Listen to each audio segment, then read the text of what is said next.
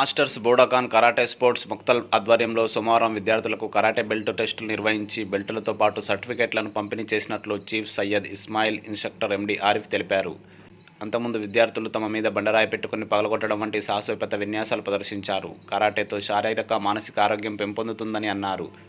గత 35 సంవత్సరాల నుంచి కరాటేలో శిక్షణ ఇస్తున్నట్లు తెలిపారు. అన్ని ప్రభుత్వ, ప్రైవేట్ పాఠశాలల్లో కరాటేను తప్పనిసరి చేయాలని కోరారు. కార్యక్రమంలో బ్లాక్ బెల్ట్ విద్యార్థులు షయిస్తా జబీన్, నందిని, తజముల్, విష్ణు, ఇతర బెల్టులను ప్రజ్ఞిక, నేహ, అన్వర్, వెన్నెల, శృతి, సిద్ధార్థ, వర్మ, శ్రీనిధి, సీమా, అమీన్, నేహాన్ అందుకున్నారు.